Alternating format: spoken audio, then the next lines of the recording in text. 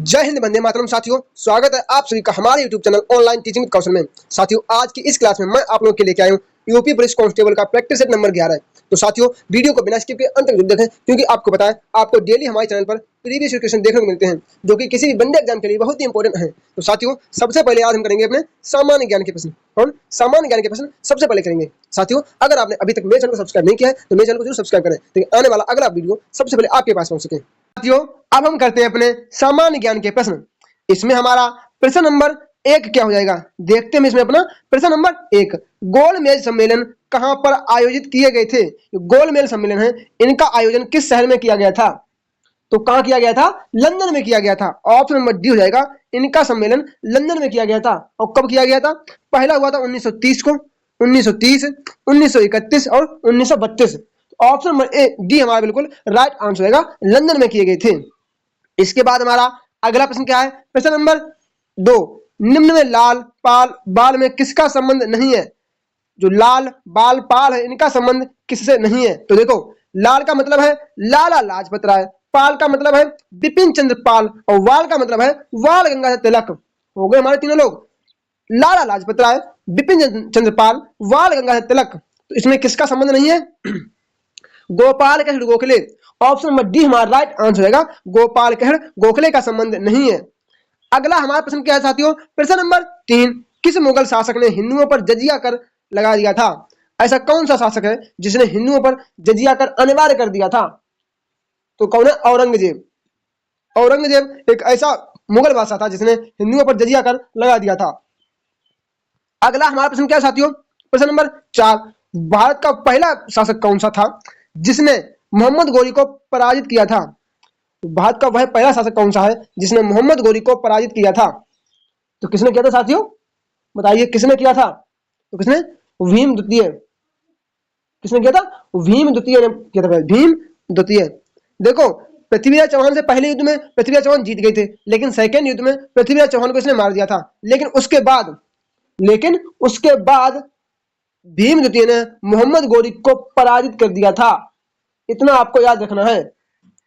अगला हमारा प्रश्न क्या है साथियों? प्रश्न नंबर 5, अशोक के शिलालेखों को सर्वप्रथम किसके द्वारा पढ़ा गया? अशोक के शिलालेख हैं, इनको सबसे पहले किस व्यक्ति के द्वारा पढ़ा गया? तो किसने पढ़ा? James Prinsep. ऑप्शन हो जाएगा डी, अशोक के शिलालेखों को सबसे पहले जेम्स प्रिंसेप के द्वारा पढ़ा गया था। इसके बाद हमारा अगला प्रश्न क्या साथियों? प्रश्न नंबर हमारा 6 क्या हो जाएगा? प्रश्न नंबर 6, युद्ध अभ्यास 2018 सैन्याभ्यास का आयोजन भारत के किस राज्य में हुआ? युद्ध अभ्यास 2018 का जो सैन्य अभ्यास है, ये भारत के किस राज्य में आयोजित किया गया? तो बताइए, कहां किया गया? उत्तराखंड। साथियों, इस बार युद्ध अभ्यास उत्तराखंड में हुआ था। अगला प्रश्न क्या साथियों? प्रश्न नंबर 7, निम्नलिखित में से चित्रकला के क्षेत्र में कौन सा प्रसिद्ध है? निम्न में से चित्रकला के क्षेत्र में क्या प्रसिद्ध है साथियों? क्या प्रसिद्ध है? तो क्या प्रसिद्ध है साथियों? मतलब कौन प्रसिद्ध है, मतलब कौन प्रसिद्ध है? तो कौन है? राजा रवि वर्मा। राजा रवि वर्मा का संबंध चित्रकला क्षेत्र से है। अगला क्या है? प्रश्न नंबर 8, निम्नलिखित में से कौन सा स्थान कसीदाकारी की चिकनकारी शैली के लिए प्रसिद्ध है? इनमें से ऐसा कौन सा स्थान है जो कसीदाकारी की चिकनकारी शैली के लिए बहुत ही ज्यादा प्रसिद्ध है? तो कौन सा शहर है? लखनऊ। लखनऊ चिकनकारी के लिए बहुत ही प्रसिद्ध शहर है। अगला हमारा प्रश्न क्या साथियों? प्रश्न नंबर 8, थाल घाट, भोर घाट, पाल घाट दर्रे कहाँ हैं? थाल घाट, भोर घाट तथा पाल घाट, ये सभी दर्रे कहाँ हैं? बताइए, ये सभी दर्रे कहाँ हैं?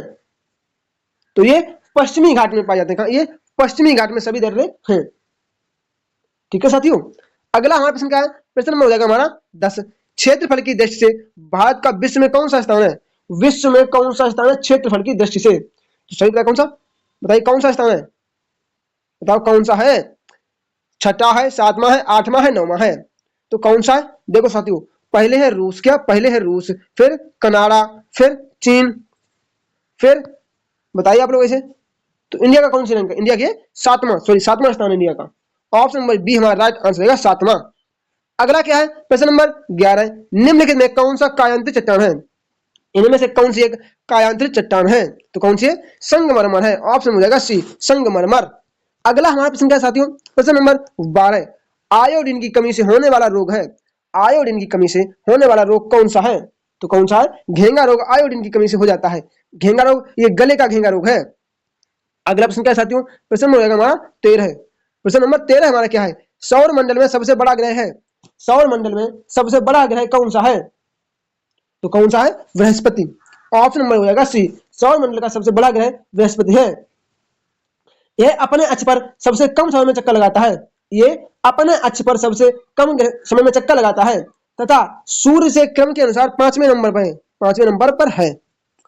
ठीक है, अगला हमारा प्रश्न क्या है, प्रश्न नंबर 14, इको मार्क किसी उत्पाद पर दिए गए इस प्रमाणन का चिन्ह होता है कि वह उत्पाद, इको मार्क है, इसका जो चिन्ह होता है वह किस प्रमाण पत्र के लिए दिया जाता है, किस प्रमाण पत्र के लिए दिया जाता है, तो किसकी, पर्यावरण दृष्टि के अनुकूल, मतलब ये जो है ना, मतलब जो भी चीज होगी वह पर्यावरण की दृष्टि से अनुकूल होगी। अगला प्रश्न क्या है साथियों, प्रश्न नंबर 15, उत्तर दक्षिण गलियारा परियोजना किन्हें आपस में जोड़ती है, उत्तर दक्षिण गलियारा है, यह परियोजना आपस में किन दो शहरों को जोड़ती है, बताइए किन्हें जोड़ती है, तो किन्हें जोड़ती है, श्रीनगर को कन्याकुमारी से, श्रीनगर को कन्याकुमारी से जोड़ती है। अगला प्रश्न क्या है साथियों, प्रश्न नंबर 16, नाबार्ड एक है, नाबार्ड क्या है, नाबार्ड क्या है, बताइए, नाबार्ड एक बैंक है, आप सुनते क्या, नाबार्ड एक बैंक है। नाबार्ड की फुल फॉर्म क्या है, नाबार्ड की फुल फॉर्म क्या है, बताइए, तो क्या जाएगी, नाबार्ड की फुल फॉर्म बताइए आप लोग। ठीक है, और मैं ये बता रहा हूं आपको कि इसकी स्थापना कब हुई थी, 1982, नाबार्ड की स्थापना 1982 में हुई थी। और आप लोग मुझे ये बताएंगे कि इसकी फुल फॉर्म क्या है, नाबार्ड का मुख्यालय कहाँ है, नाबार्ड का हेडक्वार्टर कहाँ है, तो कहाँ, मुंबई हो जाएगा नाबार्ड का हेडक्वार्टर। अगला प्रश्न क्या है साथियों, प्रश्न नंबर 17, मार्च 2023 में उत्तर प्रदेश के किस जिले में रेशम कृषि मेला का आयोजन किया गया, 2023 में रेशम कृषि मेला का आयोजन किस शहर में किया गया, किस शहर में किया गया, तो किसमें किया गया साथियों, गोरखपुर में किया गया, गोरखपुर, ऑप्शन नंबर हो जाएगा सी, गोरखपुर में किया गया। इसके बाद हमारा अगला प्रश्न क्या साथियों, प्रश्न नंबर हमारा 18 क्या हो जाएगा, प्रश्न नंबर 18, भारत में ग्रामीण क्षेत्रों में कौन सी बेरोजगारी सर्वाधिक पाई जाती है, जो भारत के ग्रामीण क्षेत्र हैं इनमें किस प्रकार की बेरोजगारी सबसे चरम पर है, तो किस प्रकार के साथियों, मौसमी बेरोजगारी और अदृश्य बेरोजगारी, ऑप्शन नंबर ए और बी दोनों से हो जाएगा, ए और बी दोनों। अगला हमारा प्रश्न क्या है साथियों, प्रश्न नंबर 19, किस संशोधन के द्वारा संविधान में समाजवादी, धर्मनिरपेक्षता तथा राष्ट्र की एकता एवं अखंडता जैसे शब्द जोड़े गए सॉरी साथियों, किस संविधान संशोधन के द्वारा संविधान में समाजवादी, धर्मनिरपेक्षता तथा राष्ट्र की एकता एवं अखंडता जैसे शब्द किसमें जोड़े गए, तो किसमें जोड़े गए, 42वां संविधान संशोधन 1976, 42वां संविधान संशोधन 1976 में जोड़े गए। अगला क्या है, प्रश्न नंबर 20 हमारा क्या हो जाएगा, राज्य के नीति निर्देशक सिद्धांतों के अनुसार किस आयु तक के बच्चों को निःशुल्क एवं अनिवार्य शिक्षा देने की आशा की जाती है, डीपीएसपी के अनुसार किस वर्ष के बच्चों को निःशुल्क एवं अनिवार्य शिक्षा देने की आशा की जाती है, कितने, 14 वर्ष के, 14 वर्ष तक के बच्चों को देने की आशा की जाती है। अगला क्या है, प्रश्न नंबर 21, भारतीय नागरिकों के लिए एक समान सिविल संहिता का उल्लेख किस अनुच्छेद में है, भारतीय नागरिकों के लिए एक समान सिविल संहिता का उल्लेख है वह किस आर्टिकल में है, तो किसमें, आर्टिकल 44। ये कहां लागू है, ये सिर्फ और सिर्फ गोवा में लागू है, ये गोवा में लागू है। अगला क्या है, प्रश्न नंबर 22, राष्ट्रपति राज्यसभा के लिए उन व्यक्तियों में से जो कला, साहित्य, सामाजिक सेवा आदि के क्षेत्र में ख्याति प्राप्त है, निम्न में से कितने व्यक्ति का नामांकन कर सकता है, मतलब राष्ट्रपति राज्यसभा में कितने व्यक्तियों को मनोनीत कर सकता है, क्वेश्चन ये पूछ रहा है, कितने व्यक्तियों को मनोनीत कर सकता है, बताइए कितने कर सकता है, 12 व्यक्तियों को, 12 व्यक्तियों को, और किस आर्टिकल के तहत, तो अनुच्छेद 80 के तहत, अनुच्छेद 80 के तहत कर सकता है। अगला प्रश्न क्या है साथियों, प्रश्न नंबर 23, क्लासिक पुस्तक लाइफ डिवाइन का लेखक निम्न में से कौन है, लाइफ डिवाइन नामक बुक ये किसके द्वारा लिखी गई है, जो लाइफ डिवाइन बुक है ये किसके द्वारा लिखी गई है, तो किसने लिखी है साथियों, option number D, Arvind Ghosh, किसकी लिखी, अरविंद घोष के द्वारा लिखी है। साथियों अगर आपने अभी तक मेरे चैनल को सब्सक्राइब नहीं किया है तो मेरे चैनल को जरूर सब्सक्राइब करें ताकि आने वाला अगला वीडियो सबसे पहले आपके पास पहुंच सके और आप अपनी यूपी पुलिस की तैयारी अच्छे ढंग से कर सकें। तो चलिए साथियों, इसके बाद हमारा अगला प्रश्न क्या है, प्रश्न नंबर 24, गोबर गैस में मुख्यतः होता है, गोबर गैस में मुख्यतः क्या होता है, तो क्या होता है, ऑप्शन नंबर सी, मीथेन पाई जाती है, मीथेन पाई जाती है। अगला हमारा प्रश्न क्या है, प्रश्न नंबर 25 हमारा क्या है, प्रश्न नंबर 25 क्या हो जाएगा, प्राकृतिक रबड़ किसका बहुलक है, जो प्राकृतिक रबड़ है ये किसका बहुलक है, तो किसका बहुलक है, ऑप्शन नंबर ए आइसोप्रीन, ये आइसोप्रीन का बहुलक है। अगला हमारा प्रश्न क्या है, प्रश्न नंबर 26, वर्षा की बूंदें गोलाकार होती हैं। जो वर्षा की बूंदें होती हैं ये कैसी होती हैं? तो साथियों वर्षा की बूंदें गोलाकार होती हैं। किस कार होती हैं? किस कार होती हैं? तो सतही के तनाव, मतलब तनाव के कारण होती हैं, सतह के तनाव के कारण होती हैं। अगला क्या है, प्रश्न नंबर 27, धान की फसल के जैव उर्वरक के रूप में किसका प्रयोग किया जाता है? धान की फसलों में हम लोग जैव उर्वरक के रूप में किसका प्रयोग करते हैं? तो किसका करते हैं? 27 का हो जाएगा ए, नीले हरे शैवाल, नीले हरे शैवाल का प्रयोग करते हैं। अगला क्या है, प्रश्न नंबर 28, उत्तर प्रदेश में उर्दू प्रशिक्षण एवं अनुसंधान केंद्र कहाँ स्थित है? यूपी में उर्दू प्रशिक्षण एवं अनुसंधान केंद्र कहाँ है? तो कहाँ है? लखनऊ में है। ऑप्शन हो जाएगा ए, लखनऊ में है। अगला हमारा क्या है साथियों, प्रश्न नंबर 29, उत्तर प्रदेश शैक्षणिक अनुसंधान एवं विकास परिषद की स्थापना की गई। उत्तर प्रदेश में शैक्षणिक अनुसंधान एवं विकास परिषद की स्थापना कब की गई? कब की गई? तो कब की गई? 1981। ऑप्शन में हो जाएगा 1981 में इसकी स्थापना की गई थी। इसके बाद हमारा अगला प्रश्न क्या साथियों, प्रश्न नंबर 30, धुरिया लोक नृत्य है। धुरिया लोक नृत्य है ये कैसा लोक नृत्य है? मतलब ये कहाँ का लोक नृत्य है? धुरिया लोक नृत्य कहाँ का लोक नृत्य है? तो कहाँ का? ये है बुंदेलखंड एरिया का, बुंदेलखंड एरिया का लोक नृत्य है। अगला क्या है, प्रश्न नंबर 31, उत्तर प्रदेश की कौन सी जनजाति दीपावली को शोक के रूप में मनाती है? यूपी की ऐसी कौन सी जनजाति है जो दीपावली को शोक के रूप में मनाती है? तो कौन सी है? थारू जनजाति है जो दीपावली को शोक के रूप में मनाती है। अगला हमारा प्रश्न क्या है, प्रश्न नंबर 32 क्या हो जाएगा, पुलिस अधिनियम की किस धारा में पुलिस अधिकारियों के कर्तव्यों का प्रावधान है? पुलिस अधिनियम की किस धारा में पुलिस अधिकारियों के कर्तव्यों का प्रावधान है? तो किसमें है? धारा 23 में। ऑप्शन हो जाएगा सी, धारा 23। अगला हमारा प्रश्न क्या साथियों, प्रश्न नंबर 33 क्या हो जाएगा? प्रश्न नंबर 33, 1000 रुपए व 500 रुपए के नकली नोट बड़ी संख्या में बाजारों व बैंकों तक में पाए जा रहे हैं। जाली करेंसी नोटों के विरुद्ध कार्रवाई भारतीय दंड संहिता की किस धारा के अंतर्गत की जाती है? जो जाली नोट होते हैं इन पर कार्रवाई किस के तहत की जाती है? तो किसके तहत? धारा 489 का से 489 रा तक। ठीक है, जो जाली नोट होते हैं अगर इसमें आप दोषी पाए जाते हैं तो आप पर धारा 489 का से लेकर 489 डा तक कोई भी लग सकती है। अगला क्या है, प्रश्न नंबर हमारा रहेगा 34, उत्तर प्रदेश स्थापना दिवस किस दिन मनाया जाता है? यूपी का स्थापना दिवस किस दिन मनाया जाता है? तो कब मनाया जाता है साथियों? कब मनाया जाता है बताइए आप लोग। साथियों 24 जनवरी, कब? 24 जनवरी को मनाया जाता है। ये सारे ऑप्शन गलत हैं। 24 जनवरी को यूपी का स्थापना दिवस मनाया जाता है। इसके बाद साथियों हमारा अगला प्रश्न क्या साथियों, प्रश्न नंबर हो जाएगा हमारा 35।